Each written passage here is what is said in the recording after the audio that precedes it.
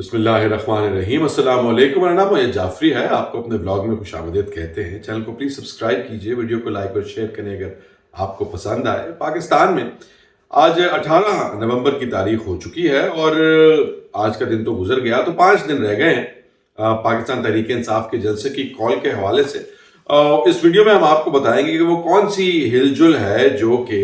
अब आने वाले दिनों का आपको पैगाम देती है और आपको ये बताती है कि किस तरह ये सारे मामलात हो सकते हैं, क्या क्या पॉसिबिलिटीज है। पाकिस्तान तहरीक इंसाफ किस चीज़ पर फोकस कर रही है, इस बारे में आपको बताएंगे। हुकूमत के मामलात किस तरफ जा रहे हैं। वज़ीर-ए-आज़म शहबाज शरीफ जो है, उनकी तबीयत अचानक नासाज क्यों हो गई है, यहाँ तक कि उन्होंने एपेक्स कमेटी की मीटिंग जो है वो भी पोस्टपोन कर दी है। अली अमीन गंडापुर एपेक्स कमेटी की मीटिंग में किस हवाले से बात करना चाह रहे हैं और किस हवाले से बात करने जा रहे हैं, और इस सब के माबैन पाकिस्तान की इस्टेब्लिशमेंट क्या सोच रही है। और वहाँ पर भी आपको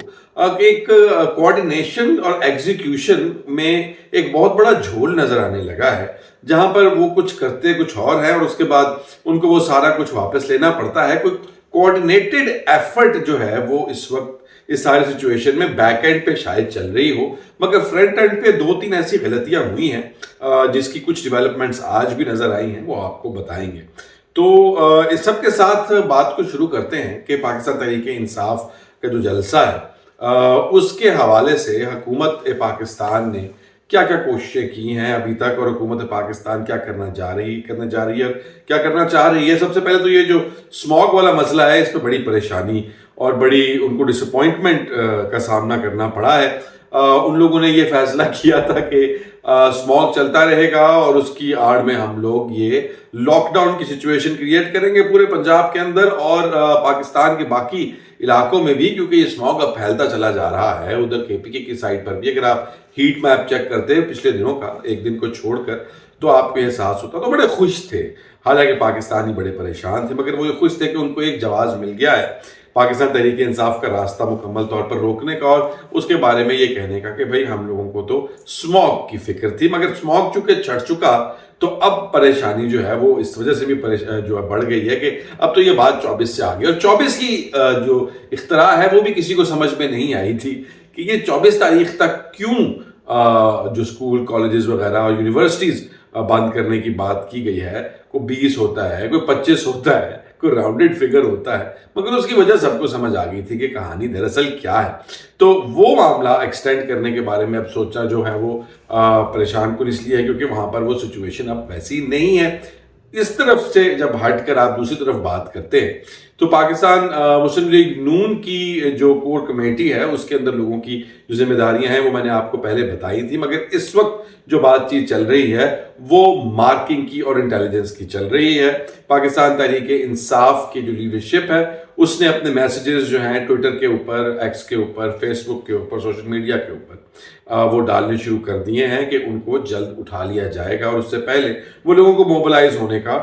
जो है वो पैगाम लोगों तक पहुंचाने की कोशिश कर रहे हैं। मगर इस सब के बीच में पाकिस्तान तहरीक इंसाफ फोकस किस चीज पे कर रही है, जो उनकी एक बहुत बड़ी कमजोरी रहा है इस सब के अपनी पूरी मूवमेंट के दौरान, और वो कमजोरी रही है पाकिस्तान तहरीक इंसाफ की पंजाब की प्रेजेंस। इस सारे सिनेरियो के अंदर जब भी उन्होंने एहतजाज की कॉल दी है तो केपीके से तो काफिले आए हैं, बहुत सारे लोग इकट्ठे होकर, बहुत सारे लीडरान इकट्ठे होकर, मगर उस सब के बावजूद पंजाब से जो है उस तरह से इस सब के अंदर हिस्सा नहीं डाला गया जिस तरह से एक्सपेक्ट किया जा रहा था। जिस तरह से पंजाब में पाकिस्तान तहरीक इंसाफ को वोट मिला था, तो ये बात तो तय है कि पंजाब के अंदर पाकिस्तान तहरीक इंसाफ की सपोर्ट और वोटर है। तो फिर कमजोरी कहां पर है? कमजोरी जाहिर बात है कि पंजाब के लीडरान पाकिस्तान तहरीक इंसाफ के जो हैं उन की जो काविशें हैं, उन लोगों की जो मेहनत है उसमें कमी है, जिसकी वजह से वो लोगों को मोबिलाइज नहीं कर पाए। और अब चूंकि फाइनल कॉल है, इसलिए आज जो माशाल्लाह से बुचर साहब हैं पाकिस्तान तहरीक इंसाफ के, जो कि पंजाब असेंबली के अंदर ऑपोजिशन लीडर भी हैं, उन्होंने भी प्रेस कॉन्फ्रेंस की और प्रेस कॉन्फ्रेंस में उन्होंने ये बात इंदिया दिया पंजाब पुलिस को, ये कहा कि हम लोग इंतहाई पुरअमन तरीके से ये सब कुछ करना चाहते हैं और इस सब कुछ करने के साथ साथ हमें किसी सूरत किसी किस्म की कोई इंतहा पसंदी, कोई वायलेंस, कोई तशद्दुद पसंदी کی کوئی ضرورت نہیں ہے. تو اگر آپ کریں گے تو پھر ہمارے پاس کوئی راستہ نہیں ہوگا. ہاں ایک اور بات جو آپ کے ساتھ ڈسکس کرنی تھی وہ بعد میں کروں گا میں، وہ اس فوٹیجز کے حوالے سے ہے جو کہ 9 مئی کے لیے ریلیز کی گئی ہیں کہ جی فوٹیجز کرتے ہیں تو ہم نے ریلیز کر دی ہیں، وہ بعد میں آتے ہیں. بچر صاحب نے بھی پھر جو سینٹرل پنجاب کے صدر ہیں پاکستان تحریک انصاف کے، انہوں نے بھی ایک اسپیشل موومنٹ شروع کی ہے. تو یہ سب لوگ اب جو ہیں ان کو اپنی پڑ گئی ہے کہ جی ہم لوگوں کو یہ اب کام کرنا ہے. جو بشرا بی بی ہیں انہوں نے ایکٹیو رول لے لیا ہے پی ٹی آئی کی سیاست میں، اور انہوں نے کہا ہے کہ آئندہ آنے والے وقت کے اندر پی ٹی آئی کی ٹکٹس جو ہیں وہ بھی اسی جلسے کی اٹینڈنس کے اوپر اور اسی جلسے کے اندر ان کی جو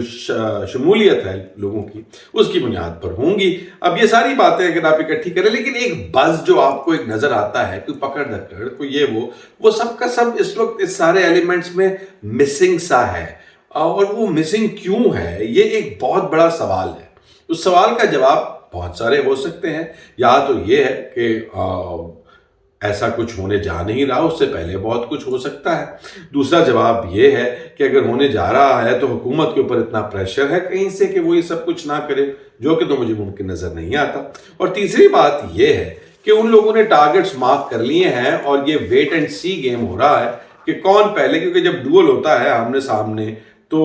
جب دونوں پارٹیز میں سے جو پہلی موومنٹ کرتا ہے اس کو پکڑ لیا جاتا ہے. تو میرا خیال ہے اس طرح کی سچویشن انٹیلیجنس بیس آپریشنز چل رہے ہیں پاکستان تحریک انصاف کے خلاف. مگر پاکستان تحریک انصاف کے خلاف تو بعد میں ہوں گے. حکومت کے اپنے معاملات بڑے شیکی اور بڑے پریشان کن سے لگ رہے ہیں. اب ان ساری چیزوں کو اگر آپ دیکھیں، اس میں کیوں کہہ رہا ہوں آپ کو، اس کی وجہ یہ ہے کہ شہباز شریف صاحب کی طبیعت اچانک خراب ہونا پہلے بھی ایک دفعہ ہوئی تھی، مگر اس وقت تو بڑی ضروری سی بات تھی، وہ تو ایران پاکستان کا معاملہ تھا. مگر یہ نیب کا نیشنل ایکشن پلان جو کہ دہشت گردی کے خلاف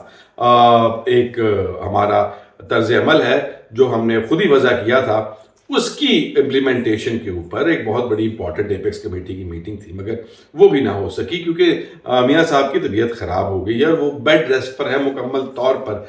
یہ سچویشن اس وقت آپ اس کو نوٹ میں رکھیں، یہ اسی وقت ہو رہی ہے جب ان کو پاکستان پیپلز پارٹی کے چیئرمین بلاول بھٹو زرداری کی طرف سے کافی زیادہ اپوزیشن کا سامنا ہو رہا ہے، اور پاکستان پیپلز پارٹی جو ہے وہ گڈ کاپ بیڈ کاپ کھیل رہی ہے ان کے ساتھ، پاکستان مسلم لیگ نون کی حکومت کے ساتھ، جہاں پر وہ کہہ رہی ہیں کہ، اور میں آپ کو یہ بات بھی پہلے میں کہہ کے تھک گیا ہوں، اب برا لگتا ہے کہ یہ ساری خبریں بعد میں آئی ہیں، مگر یہ بات میں آپ کو میرے خیال ہے 2 ہفتے پہلے بتا چکا تھا کہ ان کی آپس میں کہانی نہیں چل رہی، اور شاید جان کر بائی ڈیزائن نہیں چل رہی. اور اس کی وجہ یہ ہے کہ یہ اب باتیں جو ہیں اور یہ معاملات جو ہیں پاکستان مسلم لیگ نون کی حکومت اور پاکستان شہباز شریف صاحب کی حکومت ان کے ہاتھ سے جاتی ہوئی دکھائی دے کہ درمیانی راستہ نکلتا ہوا نظر آ رہا ہے، جہاں پر پاکستان تحریک انصاف کے لیے بھی کچھ دروازے کھلتے ہوئے محسوس ہو رہے ہیں. ایک فارمولا یہ بھی ڈسکس ہو رہا ہے جو طاقت کے عوان ہیں ان میں، کہ اگر پاکستان تحریک انصاف کے لیڈر عمران خان اس بات پر ایگری کرے کہ وہ بہت زیادہ تنگ نہیں کریں گے اور ان کی پارٹی کو ان کی سیٹس دے دی جائیں اور پاکستان پیپلز پارٹی کے ساتھ ان کی کولیشن کر کے ایک حکومت بنا دی جائے، تو یہ ایک انٹرسٹنگ معاملہ ہے. لیکن اس کے لیے 26ویں آئینی ترمیم کے اوپر بات جو ہے وہ آ کر پھنس گئی ہے، جہاں پر خان صاحب کہہ رہے ہیں ان کو قطعاً بھی یہ منظور نہیں ہے کہ یہ اسی حالت کے اندر ایگزسٹ کرے. تو یہ معاملات جب آپ ان سچویشن پہ دیکھتے ہیں تو آپ کو ایک اوور آل اگر منظرنامہ ہو تو وہ اس طرح سے ہوتا ہوا دکھے، کیونکہ ایسا تو ممکن نہیں ہے. اگر تو آپ لوگ یہ سمجھ رہے ہیں کہ ادھر سے پاکستان تحریک انصاف کا جلسہ آئے گا، دھرنا ہوگا، وہ لمبا ہو جائے گا، اس میں عمران خان بھی نہیں ہے اور وہ اتنا کامیاب ہوگا کہ شہباز حکومت جو ہے وہ ریزائن کر دے گی، اور اس کے بعد جنرل عاصم منیر کہیں گے وہ میرے تو بڑی غلطی ہو گئی، میں عوام کے پریشر کے انڈر آ کر عمران خان کو جیل سے باہر نکالنے پر مجبور ہو گیا ہوں محض اس لیے کیونکہ لوگ سڑکوں پر آ گئے ہیں. تو یہ میرا خیال ہے دیوانے کا خواب ہے. پاکستان کی کیا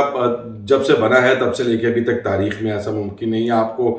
2014 کا جو ہے وہ دھرنا یاد ہوگا، خان صاحب اس کے اندر موجود تھے، کتنا کامیاب دھرنا تھا وہ. اس کے اتنے مطلب میرے خیال ہے 100 سے اوپر دن تھے، اس کے باوجود جو نہیں رینگی تھی اسٹیبلشمنٹ کے کان پر سے، اور وہاں پر اس وقت تو اسٹیبلشمنٹ بھی شاید थोड़ी बहुत